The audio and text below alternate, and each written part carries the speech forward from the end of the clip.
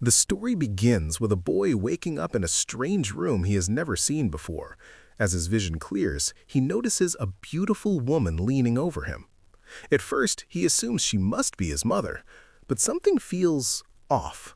His real mother should be much older than this. When he looks at his hands, the truth hits him hard. They are tiny. He's not just young, he's a baby. As if that shock isn't enough, a status screen suddenly appears in front of him. His level has dropped back to 1, all his stats are terrible, and he doesn't even have a name anymore. So yes, he has officially been reincarnated, and the tutorial did not explain anything. Soon after, a tall man wearing armor enters the room. The woman immediately bows and addresses him as Your Majesty. Watching this, the boy realizes he's not in a normal household. This man is clearly the ruler of this land, possibly even an emperor. Not long later, the baby is taken to a priest for a naming ceremony. During the ritual, he is given the name Noah Ararat and officially declared the 13th Imperial Prince. When Noah checks his status again, the title confirms it. He is the direct son of the emperor himself. From nameless baby to royal prince in one ceremony. That's one way to speedrun life. Afterward, the emperor asks Noah's magic affinity. The priest answers that it is water, and Noah is assigned the fief of Almeria, a land where many water clan people live. Everything seems normal, until the priest checks Noah's full stats. At that moment, the entire room freezes. Every single stat is absurdly high, and his water affinity has already reached SS rank, despite being only hours old. That means Noah has already awakened, something that should be impossible at his age. The people present realize they are witnessing the birth of a once-in-a-generation genius. That's when Noah fully understands his situation. He has been reincarnated into a powerful empire as a noble. The story then explains the setting. The Empire is a mighty warrior nation surrounded by rugged mountains, currently enjoying a golden age of wealth and prosperity. The Emperor has more than 10 sons, known as the Imperial Princes, all adored by the people as the highest nobles in the land. 6 years pass, and Noah grows into a calm, composed young prince. During this time, he discovers the true nature of his power. To others, his stats appear insanely high, but in reality, those stats are boosted by his subordinates. His S-rank water ability comes from Almeria itself, and many of his other bonuses come from the maids serving him. In short, the more people loyal to him, the stronger he becomes. On top of that, Noah suspects his level has no upper limit. It might be infinite. Basically, this system rewards him for building a following, like an RPG where charisma is broken. After getting dressed, Noah goes downstairs and the maids quietly admire how different he is. Unlike other boys his age, he's calm, polite, and far too mature. Evelyn, a maid specializing in hospitality, informs Noah that the Crown Prince and the Fourth Prince have come to visit. She even says they told him to take his time eating. But Noah knows better. Keeping the Crown Prince waiting is a great way to die early, so he immediately goes to greet them. He meets his older brothers, Albert, the Crown Prince, and Henry, the Fourth Prince. After some polite exchanges, Albert reveals they brought Noah a gift. A terrified servant enters carrying a sword case, and the moment it's opened, a dark aura fills the room. Noah hears the desperate screams of soldiers begging for their lives. This sword is clearly bad news. Albert tells Noah to pick it up. Refusing isn't an option, so Noah carefully lifts the blade. Though heavy at first, he manages to hold it without collapsing. Albert then explains the sword's identity. It is Leviathan, the strongest water magic sword in the Empire. Around 120 people have died trying to wield it. Henry calmly explains that anyone unworthy dies the moment they touch it. Since Noah survived, that alone proves his compatibility. Albert calls this a valuable demonstration and leaves, casually using a cursed weapon as a test. Noah, internally, is furious, but wisely keeps his mouth shut. Saying the wrong thing here would get him executed faster than the sword could manage. Later, Henry questions Albert's decision to leave such a dangerous weapon with Noah. Albert simply replies that because Noah is so talented, he needs to learn what it feels like to be bitten by his own pet. Clearly, the Imperial family has trust issues. That night, Noah notices his personal maid Zoe acting uneasy. After some insistence, she reveals that her hometown was destroyed by flooding, her mother lost everything, and relatives suggested Zoe sell herself in the red light district using her connection to the prince. Noah shuts that idea down instantly. Instead, he offers Zoe's mother a job at the mansion, a generous salary, and even a house to live in. Zoe breaks down in tears, overwhelmed by his kindness. Of course, Noah also understands the reality. Allowing a former servant to fall that far would stain his reputation. Loyalty and image both matter. And after this, Zoe's loyalty is absolute. Next, Noah orders his butler Dylan to buy as much land as possible in Zoe's flooded hometown, Dasso. He predicts criminals will soon exploit the chaos. Dylan is shocked by Noah's foresight, unaware that Noah has already lived through similar disasters in his previous life. The problem is funding. The land will cost hundreds of thousands of reen. After thinking it through, Noah decides to sell land gifted to him by the emperor himself. Though risky, he accepts full responsibility, stating that nobles must sometimes sacrifice themselves for the people. Dylan, who also comes from that region, is deeply moved. Soon after, Noah travels to Dasso to inspect the area. The destruction is severe.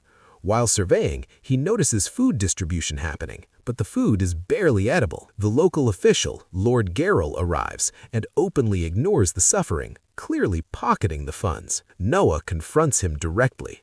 Geralt mocks him and draws his sword. At that moment, Leviathan moves on its own and tests Noah, flooding him with power. Noah barely endures it, but through sheer will he earns the sword's recognition. Geralt attacks, and Noah strikes first, killing him instantly.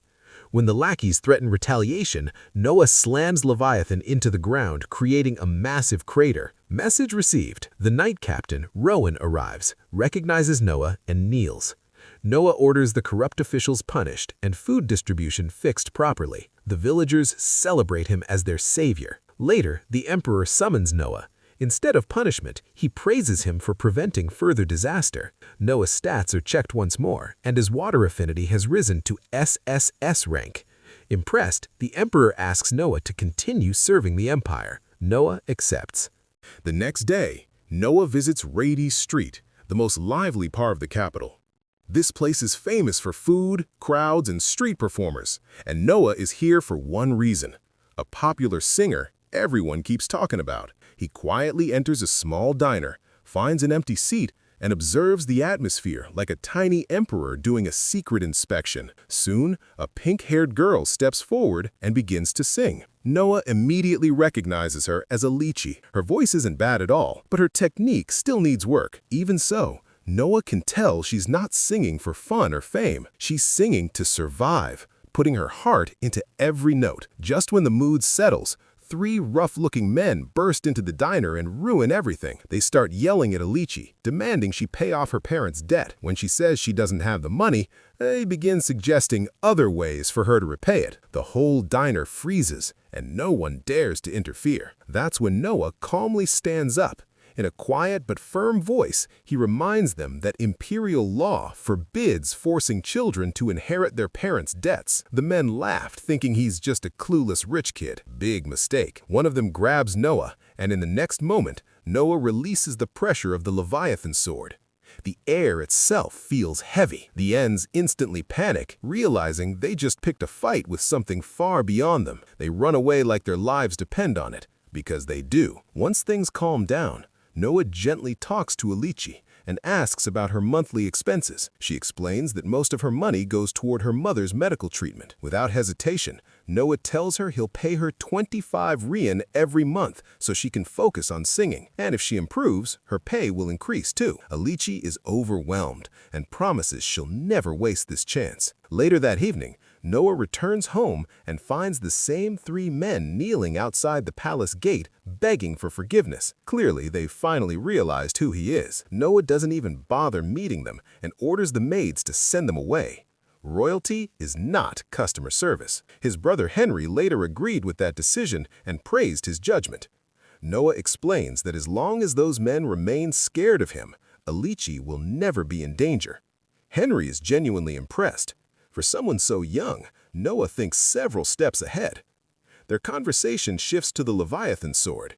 Noah proves he has mastered it by making it appear from his sleeve, shocking Henry completely. The sword has a will of its own, and it taught Noah how to control it. At this point, Henry is probably wondering if Noah is even human. That night, Noah attends a royal gathering. When the nobles notice Leviathan at his waist, the entire hall buzzes with shock. Some even think it's fake, until Noah releases a fraction of its power. 1 second later, everyone feels like they almost died. Message received. During the event, Noah meets Byron Allen and his daughter Cindy. With just a glance, Noah deduces that Cindy is adopted and was once a slave. Byron is stunned, but admits it's true. Noah smiles, genuinely happy to hear a story where someone's life changed for the better, and invites them to visit his mansion someday. The next day, Noah runs into his brother Oscar, the 8th prince. Oscar invites him on a casual treasure hunt at Cobalt Street, a place famous for antiques and even more famous for fakes. After finding nothing all day, Noah randomly buys a cheap book. Turns out, it's the legendary Grimoire of Andrea. The only reason Noah bought it was because it boosted his wind stat when he touched it. When the sealed soul inside the book awakens, Oscar panics, but Noah doesn't run. He swings Leviathan once and erases the threat completely. As a result, his wind skill jumps to SS rank like it's no big deal. Soon after, a merchant named Allen shows Noah a strange ring that never reacts to anyone. The moment Noah wears it, the ring recognizes him as owner and transforms into powerful armor. Immediately, Oscar buys it for Noah as a gift, because at this point, why not? Later, one of the thugs from earlier attacks Noah again, but the armor automatically activates and blocks the strike. Oscar realizes Noah is already mastering the armor too. This kid collects legendary items like snacks. That night, Noah returns to the diner to hear Alici sing. 2 drunk men start harassing her, and Noah instantly sends them flying out, literally, using Leviathan. Then he buys the entire diner for 1,000 rian so Alici can sing safely. When Alici asks how she can repay him, Noah simply tells her to keep singing. That's all he wants. And as her voice fills the diner once more, Noah knows he made the right choice. As time passes, and one day, Noah receives a visit from Dead Marley, the general governor of Holejoy, which is one of Noah's fiefs. In the Empire, princes are given fiefs so they can learn how to rule, and being called a lord makes the local people see them as true masters. Dead Marley explains that Holejoy is a fertile land located along a large river. While this brings good harvests, it also causes frequent flooding. He was ordered by the Empire to control these floods, but the project has failed because the necessary funds were never delivered. Even though it was an imperial order, the Ministry of Finance kept making excuses instead of sending the money. Realizing what is really going on, Noah immediately heads to the mansion of the finance commissioner, Maverick, who is calmly enjoying a steak while meeting an imperial prince. Noah cuts straight to the point and warns Maverick not to dismiss him just because he is a child. This instantly puts pressure on the commissioner. Maverick claims that Emperor Ararat exempted Holejoy from taxes due to the flooding, which supposedly caused a lack of funds. Noah quickly points out that tax exemption is an act of kindness, not a reason to abandon a suffering fief. Cornered, Maverick changes his excuse again and says the treasury is busy funding a summer resort for the emperor. Hearing this, Noah loses his patience and accuses Maverick of disrespecting Holejoy by prioritizing vacations over people's lives. When Noah threatens to report everything directly to the emperor, Maverick panics, kneels, and begs for forgiveness. Noah agrees to let it go on one condition: the budget must be sent immediately. As Maverick rushes to comply, Dead Marley leaves deeply impressed by how a 6-year-old prince forced a high-ranking official to his knees. Soon after, Noah is summoned by Emperor Ararat, who praises him for resolving the Holejoy crisis. Noah is surprised that his father already knows everything, and the emperor explains that information itself is a weapon. He tells Noah that doing what is natural is actually very difficult and expresses pride in his son. At that moment, the Emperor notices that the sword Leviathan has adjusted its size to fit Noah's height. Impressed by Noah's control over such a dangerous weapon, the Emperor decides it is time to assign him a proper instructor. He summons Damian Noble, the greatest swordsman in the Empire. Damian asks to test Noah in a duel to measure his talent. Once allowed, Noah charges forward, feeling Leviathan's memories of its former masters. After a brief exchange, Noah shocks everyone by disarming Damian. Acknowledging the boy's mastery, Damian kneels and declares that he has nothing left to teach him. Laughing, the Emperor appoints Noah as the chief examiner for this year's knight selection. This major event gathers warriors from across the empire, and the winners earn noble status. Noah announces a major change. He eliminates regional qualifiers and orders all candidates to fight directly in the capital so no talent is overlooked.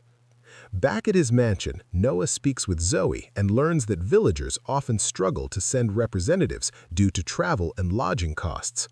Wanting to remove this obstacle, Noah decides to cover all expenses himself.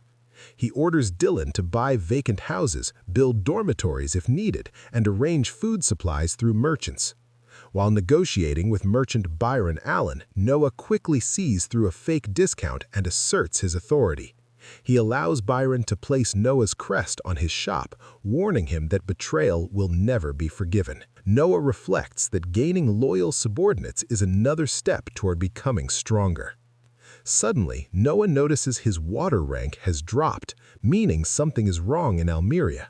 He rushes to meet the Emperor, who reveals that a rebellion involving about 5,000 people has broken out. Noah analyzes the situation and recommends that his brother Henry handle the suppression, believing it requires an experienced commander.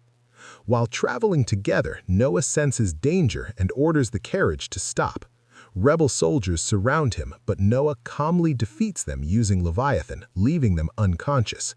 He later explains that killing them would be pointless, as they would rather die than talk.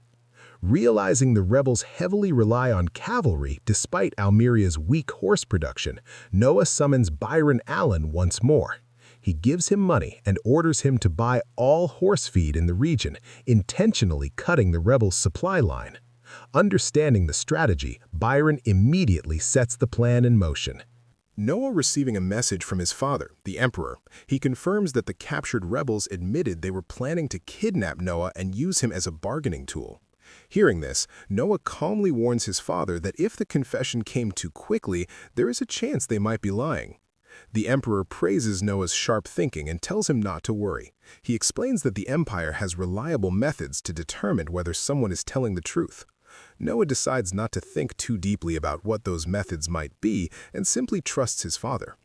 The Emperor then congratulates Noah once again for not getting captured. He says that if Noah had been taken, the entire empire would have faced serious trouble. He also mentions the forage strategy and praises Noah for noticing it. Noah is shocked because he had only just given that order moments ago. This makes him realize once again how terrifyingly fast the Emperor's information network really is. The Emperor explains that many people would have chosen a full starvation siege, including Noah's brother Albert, who suggested letting the rebels die of hunger. However, Noah realized that this would only cause the rebels to loot nearby villages. Instead, Noah cut off only the horse feed, weakening the cavalry while protecting civilians, and he did it using his own money. The Emperor praises this as a simple yet rare decision that shows true leadership.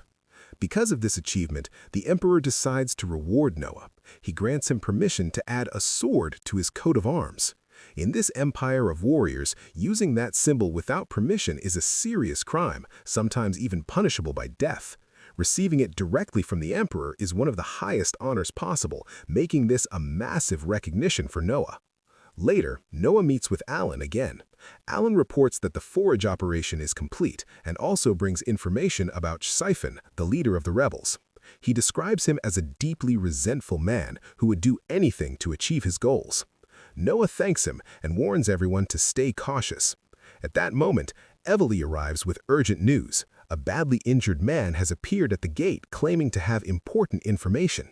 He turns out to be a captain from the Adora district in Armelia.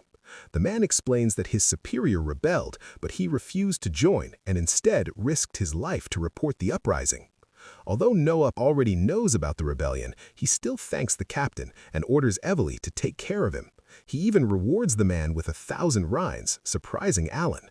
When Alan questions this, Noah explains that even if the information is outdated, risking one's life to deliver a warning deserves respect and reward. Later, Zoe comes to visit Noah. She's clearly shaken and nervous. Noah notices immediately and asks what is wrong. Then Zoe hands him a bag containing 500 saurians.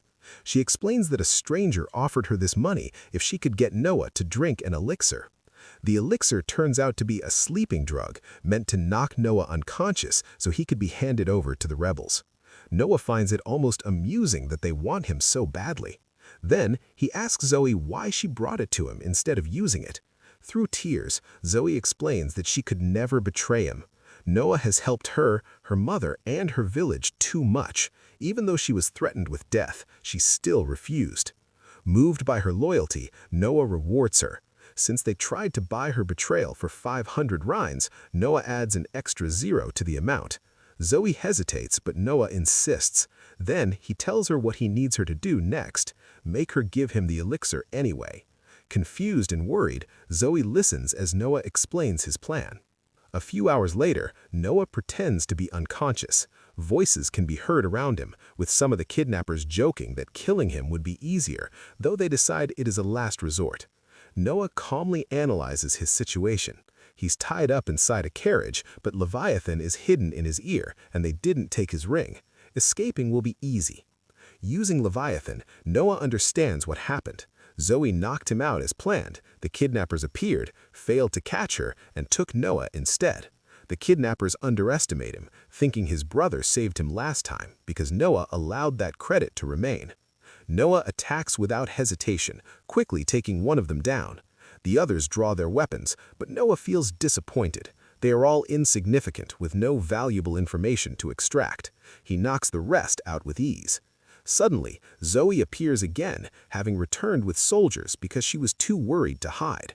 The soldiers secure the captives, but something strange happens. When one man is lifted, a short sword falls to the ground. Noah immediately orders everyone to back away. He senses intense bloodlust from the blade, filled with the hatred of its creator. Noah challenges Leviathan, teasing that this should be easy for such a legendary sword. Leviathan responds, releasing a massive water-based attack that travels across a great distance and kills the sword's creator instantly. Soon after, Noah meets his father again. Reports confirm that the rebel leader died suddenly, pierced by a mysterious column of water. The emperor already suspects Noah and asks if he used Leviathan. Noah admits that he used the resentment inside the cursed sword as a signal and eliminated the target with a long-range strike. With their leader gone, the Armelia rebellion collapses instantly. Noah's brother Henry suppresses the remaining rebels, and most instigators are captured. Furious, the emperor orders that oxen and horses be prepared, declaring that he will personally execute the entire clan. At this moment, Noah steps forward and kneels, openly opposing his father in front of the nobles. He explains that punishment must follow imperial law. While the death penalty applies to the leader, accomplices and relatives must be punished according to their level of involvement. Dismemberment, he points out, is not written anywhere in the law. The emperor is angry, but realizes he's right. Violating the law would damage public order. After a tense silence, he accepts Noah's correction and decides to apply the maximum legal punishment without reduction. The nobles are stunned, impressed by Noah's courage and justice. The emperor thanks Noah, saying his name will not be stained in history thanks to this advice. He then grants Noah a new title, praising his wisdom and officially naming him the Wise Prince. Noah's status changes, and the crowd begins cheering his name. Later, Noah demonstrates his plan for the night selection. While calmly drinking tea, attendants pour water at him from all sides, yet not a single drop touches him thanks to his automatic defense. Noah explains that he will allow candidates to attack him directly and judge them based on the pressure they apply. The emperor calls it a brilliant but risky idea. Noah accepts the risk, determined to proceed. Emperor reflecting on Leviathan's terrifying power and mentioning an old legend about never breaking its true seal, hinting at greater danger ahead. The day of the night selection exam finally arrives. People from every corner of the empire gather to watch, even commoners from distant regions. This year's crowd is much bigger than usual, all because of one reason. The judge is Noah, the wise prince. Everyone wants to see his power with their own eyes. The exam begins, and Noah calmly sits on stage, sipping tea like this is just another relaxing afternoon. Suddenly, one candidate rushes forward and attacks him.